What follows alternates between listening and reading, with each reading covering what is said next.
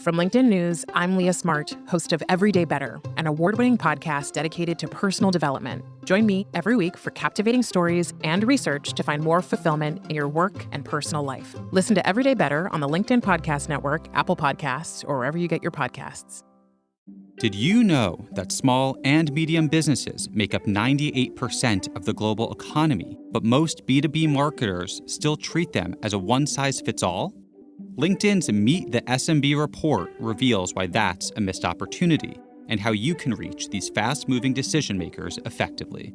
Learn more at linkedin.com/meet-the-SMB. Hello, my friends, and welcome to another exciting episode of Negotiate Anything.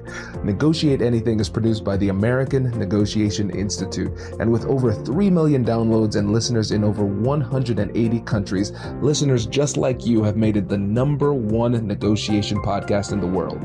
I'm Kwame Christian, and I'm the director of the American Negotiation Institute. We're growing, and I want to introduce you to our new team members and new trainers. This will give you new and diverse perspectives on negotiation and conflict resolution. And that's why Shane Martin, our head of sales and partnerships, is going to serve as co-host of the show from time to time. We're excited to continue to provide you with the best content that will help to make your difficult conversations easier, both at work and at home. Lastly, our team conducts negotiation and conflict resolution trainings in the United States and abroad. Our trainings will give you the practical skills you need to resolve conflict, negotiate, lead, and persuade with confidence. Click the link in the description below to learn more about how we can make your difficult conversations easier. Kasia, thanks for joining us today. Thank you, Kwame, for inviting me to the podcast. My pleasure to be here. Yeah, it's our pleasure to have you. So how about you get us started by telling us a little bit about yourself and what you do? Great. So I have a dual background in business management and academia. I'm a professor specializing in international negotiations. Based in Switzerland, I lecture at several universities, so I'm always around in my car between the universities under normal circumstances, obviously. I consulted also for the United Nations in Geneva, and I'm a trainer for the Schroner Negotiation Institute, and also an author and a creator, I would say, of my methodology and approach to negotiations, which is the negotiation booster. So in a nutshell, that's what I do. You do a lot. That's really impressive. It sounds like you're busy. And lest we forget, you are pursuing an additional degree too. Yes, I am. So I'm doing a degree in analytical psychology, Young Institute in Zurich. Fascinating studies, allowing me to understand what are the psychological basics of what drives the negotiation process. Since I'm talking a lot about self-empowerment, my methodology is all based on self-management, the management of stress, emotions. So I wanted to understand how the ego factor will impact the negotiation process, the self, the persona, the masks that we wear in the negotiation process. Are there any archetypes that govern our behavior? So it's really interesting. That's fascinating. Yes, that's really exciting. And so let's talk more about the Negotiation Booster. Fantastic book, by the way. So where should we start? What is the major inspiration for you when it came to creating the book? The inspiration came years ago when I was starting out in business. It was always a dual career track. So I remember when I moved to Paris. I started my first job in Paris. It was a life sciences company. And a week after I joined, I got a call back from my home country, Poland. They said, lecture for us, because I was looking for a job for several weeks before I actually moved. And I said, I'm already in another job in another country. And they said, well, lecture for us on the weekends. And I started my dual career track, which was quite interesting. And I met a lot of people always, because I was always traveling and doing a lot of research on the plane. So everyone was fascinated. What are you reading? What are you marking? What are you looking at? And so on. And I came across research that said that female negotiators, for them, strategic tactical preparation for a negotiation, so a training, is not enough to win a negotiation to their full potential. And that intrigued me, as a young woman starting out in business, getting comfortable more or less in that international environment with all its challenges and a foreign woman, I thought, well, that's interesting for me, but does it only apply to women? You know, is it not universal that we all need empowerment, that we all need conviction in the negotiation process? And then slowly, once I started working with executives, once I started working with higher level business professionals, you know, in a training situation, the mask comes off. So that is not the classic business situation where everyone has to play a role. Very often, when the mask comes off, they say, listen, you know, I'm not convinced about my opening offer. I'm hesitant. I don't believe I can win this, you know?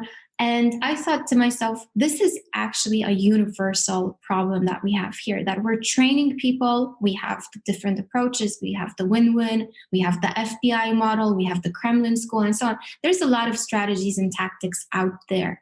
But are there really resources that will allow us to grasp and manage our own emotions and to believe that we can actually win and then only apply the tactics? So this is in a nutshell is how it all started years ago. And I mentioned to you earlier when we were getting to know each other that I never had the time to actually physically sit down and write this book. It was in me. I was, you know, already full of ideas, mostly from my executive trainings, from my business interactions, from my own mistakes. I love to write about my mistakes. I think that is very something that people can relate to and understand and find something that maybe they can overcome in those stories. So that book has been living in me for years. But the COVID situation, one of the biggest advantages of the lockdowns was that I actually had time to sit down and write that book. And the second one as well, but we're going to talk about that later, I assume. That is exciting. Yeah. And I'm happy that you're approaching it this way, because one of the things that I always say is that a lot of times with negotiation trainings, it's like we're giving recipes to people who are afraid to get in the kitchen. Exactly. Right? Sure. I always compare it like, you know, if you give me a hammer and an instruction, this doesn't mean I will build, you know, a closet for you. It's, right. You know, it's not going to happen. Exactly. And it's so important for people to start to recognize that there are other barriers to effective negotiation, because we often just say to ourselves, the barriers that we're facing are strategic, they're tactical. So I need to learn more. I need to get better strategies. I need to understand more concepts, but that's not the thing that holds most people back. Definitely not, you know, and I've been in high performance leadership at the best business schools. And when I was starting as a young professional and then several years later, and I saw a clear switch in the trend of what we're teaching executives, which is no longer purely tactical and strategic. In fact, when I was in the last high performance leadership program, I was sitting there and thinking to myself, we're teaching people how to be human, you know, like we've already given them all the tools that are out there. And now we're back to the basics. And I very often see that if you don't understand those primal instincts, those drivers of behavior that are embedded, maybe archetypal, we can call it. I don't want it to sound too Jungian, but archetypes as well, the patterns of behavior. If you don't understand that, it's really difficult to manage the process. Absolutely. So let's get deeper into it. So now we have what inspired you to write the book, and now we have essentially the background and a little bit about the methodology, but let's actually get deeper into it. So for somebody who's reading the book, walk us through what you hope that they get out of it as they are consuming this information. So the book is divided into, I would say, two parts. The theoretical part, which is not really just theory, I'll explain that in a moment. And then you have case studies. So real cases from my business practice, examples, something that I've observed, the challenges, or that people put me to the test in. I've been put to many tests in negotiation circumstances to see how tough are you going to manage this, and so on. But let's talk about each chapter. So each chapter leads you through the phases of the negotiation. So obviously, I'm not reinventing the wheel. I'm talking about how to open the negotiation, how to prepare for the negotiation, how to create your options, how to look at alternatives. So all the classics are there. However, all of those elements are presented from the perspective of self-empowerment. So how can you, not tactically, but how can you tackle these issues by managing yourself first? Each chapter finishes with tips and advice. And also the added benefit, what I notice very often is that business professionals are very busy. So they don't have time for literature review. They don't have time for reading too much. So I compiled for each chapter 3 resources that are or are not related to negotiation, and extracted the most important information that pertains to the negotiation process. And I talk a lot about, for example, Men's Search for Meaning, Edith Eger's Choice. So, ultimate life and death. We use this expression so often, life or death negotiation. For me, read The Choice by Edith Eger, read about the Holocaust, the ballerina of Auschwitz, and then redefine what you consider a life and death negotiation, basically. So, I read a lot. Obviously, that's part of my activities as a professor, but I'm not, I would say, a conventional academic. So from these books, I extract the most important elements that can be used for negotiators. And that's a huge added benefit because you have a compilation of around 30 books that you can basically summarize for you and referred back to the negotiation to give you a boost in your negotiation power. Does your company invest in professional development training? If you believe that your team would benefit from a negotiation workshop, all you need to do is go to our website, fill out the workshop request form, and then we'll set up a time to chat. These workshops are completely customizable, and we've done them all around the country. Negotiation and conflict resolution skills are beneficial across all professions, but they're especially useful in procurement, purchasing, sales, sourcing, and contract management. Our calendar is filling up quickly, and we even have some workshops scheduled for next year. If you think you might want one, I'd suggest reaching out soon so you don't miss out. Check out the link in the description to learn more, and we will be right back after this.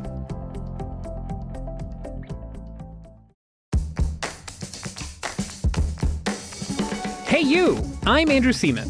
Do you want a new job? Or do you want to move forward in your career? Well, you should listen to my weekly show called Get Hired with Andrew Seaman. We talk about it all, and it's waiting for you, yes you, wherever you get your podcasts. Small and medium businesses don't have time to waste, and neither do marketers trying to reach them. On LinkedIn, more SMB decision makers are actively looking for new solutions to help them grow, whether it's software or financial services. Our Meet the SMB report breaks down how these businesses buy and what really influences their choices. Learn more at linkedin.com/meet-the-SMB. That's linkedin.com/meet-the-SMB. This is so exciting. As a fellow nerd, I have to say thank you, because I like when people are able to take different topics and pull them together. I remember I was watching a speech from Kobe Bryant, and he said that when you're obsessed with your craft, the world becomes your library. And that's clearly what's happening with you, because you're a student of the game, and you have the experience both in teaching, but also in negotiating yourself. And you can recognize as you are consuming information and getting knowledge from different avenues, from things that don't even seem like they apply. Exactly. You can take those truths and pull them here and give people a new perspective on the topic. Exactly. And this got me thinking that now what is important is that we talk a lot about this multidimensional, the synergy, of many different disciplines and fields of knowledge. But this is something that I lived through, because I remember when I defended my PhD, I was quite young. It took me 2 years full concentration to get my degree. And when I started out in the business world, my career I was rejected and rejected and rejected and rejected, which was very demotivating for someone, young and who put a lot of effort into her studies. I had 2 master's degrees, the doctorate degree, and so on. And they would say to me, you don't fit anywhere, you don't specialize in a narrow field. Now, I'm not going to say how many years ago this was, but trust me, it was long enough for the trend to change. And now the trend is develop a talent stack. Now we no longer want people who are narrowly specialized in one field. So let's say, I don't know, negotiation or marketing. You have to have a broad outlook, what we call, Scott Adams, one of my favorite authors, calls it a talent. I love his books, by the way. For me, he's so intellectually stimulating that it's incredible. I love the way he sees the world and describes the world. He talks about the talent stack, how important it is. And I was pretty hardworking always when I was motivated. So I always wanted to maximize on my talents, I don't believe in slavery on your weaknesses. I think that you should enjoy what you're doing. I think that this is something that you should focus on what you like and what you enjoy and find your niche and try to give it a fresh outlook, which is basically what I'm trying to do, and empower people in the process, because I've been through all these things that I write about are personal. They're human. So, if you watch The Godfather, there's this line that's, that he says, Sonny, it's not personal, it's business. I dare to disagree. For me, business is relational, it's personal, it's human to human. And primarily, the first human is yourself. So if you can't manage that, then good luck, my friends, with managing the negotiation process, basically. Yes. And it's so funny because a lot of times people would say, how do I deal with the irrationality of the other side? How do I deal with their emotional outbursts and their challenges and things like that? And you're right. We have to start by focusing on ourselves. What are our barriers? Self-awareness is the key to emotional intelligence. And it sounds like that's one of the important points in your book, too. That sounds like a great quote, by the way, as well. I'm going to start quoting you. Yes, it is.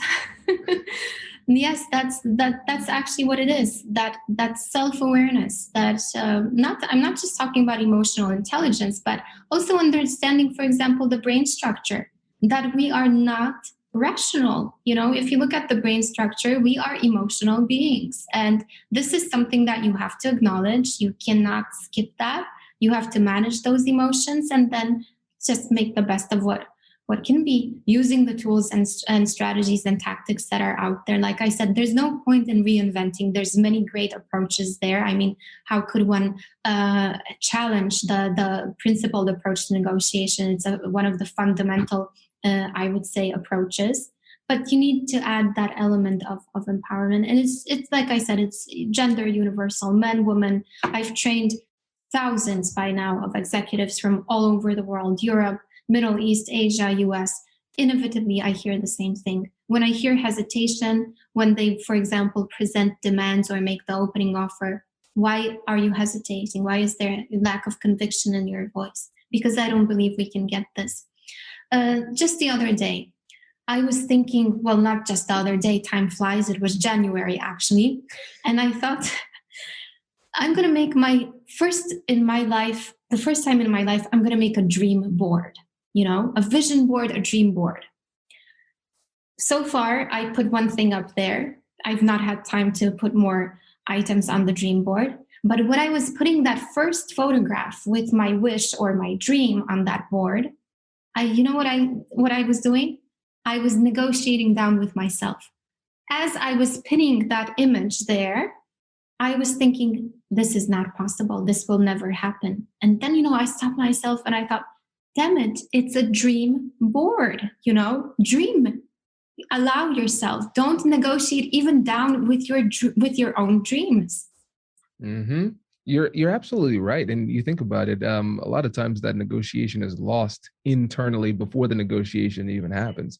You are never going, or let me say this, it's rare that you will outperform your aspirations. And it's true. And you think about one of my favorite books on negotiation is Warrior Within. It's a book that I don't think gets enough acknowledgement in the industry. It's really powerful. But the author talks about the four different internal negotiators: the thinker, the dreamer, the warrior, and of course, I always forget whatever the last one was, but the dreamer was one of them. And that's the part of yourself that hopes for more, that aspires for more. And for a lot of people, either based on their personality or the way they were raised or their life experiences, for whatever reason, the dreamer inside of them has become depressed.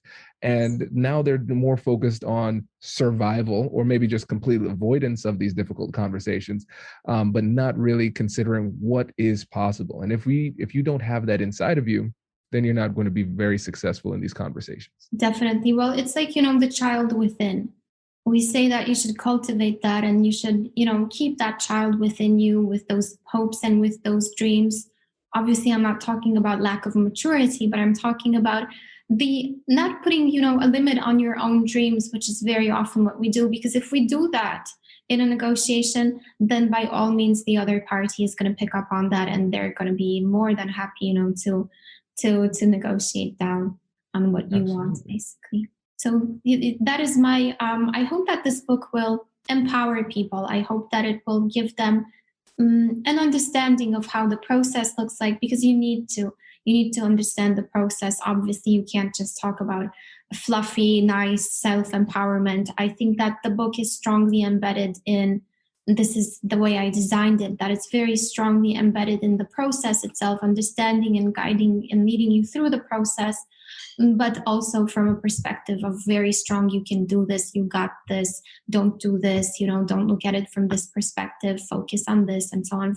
A lot of practical insights and a lot of practical tips and a lot of also personal experiences that I went through. So it's not invented. It's not talking about, hypothetically, or this is what I read, or this is what I heard, and so on. This is actually something that I observed, both as myself, both consulting, both mentoring people, coaching people through their difficult negotiations, obviously in confidential. And the confidential aspect has been maintained, unless it's, of course, my story. So I think that people can find some of them. I know, parents always say, my mom always says at least, I think everyone's mom probably, learn on my mistakes, not possible.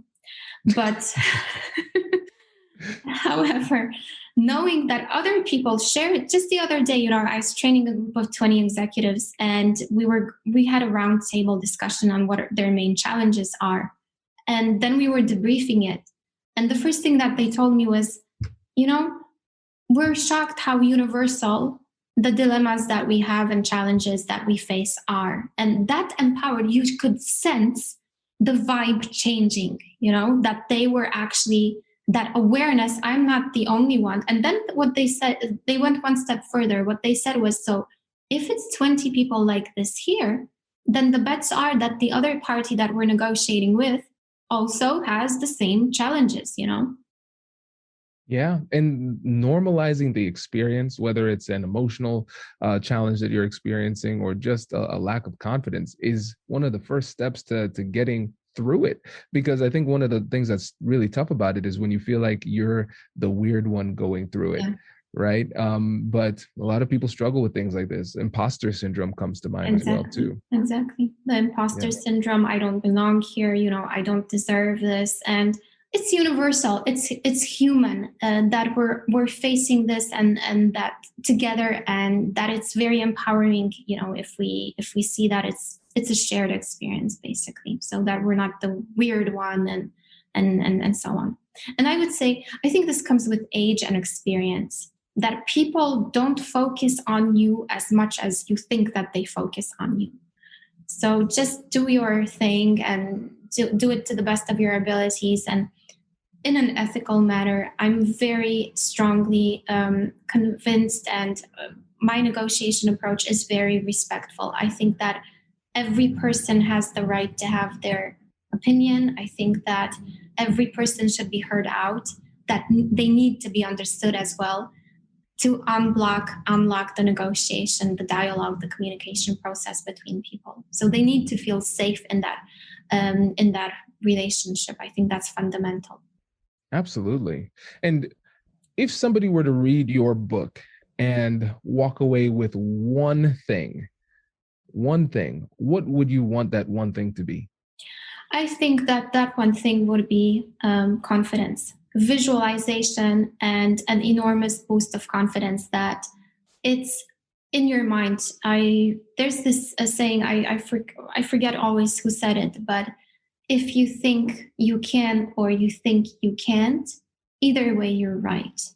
So that's what I would say, that this is the biggest takeaway from my book. I think that it's all in your mind. The biggest success that you can start to have starts in your mind, and the biggest failure as well, unfortunately, it starts in the mind. 100%.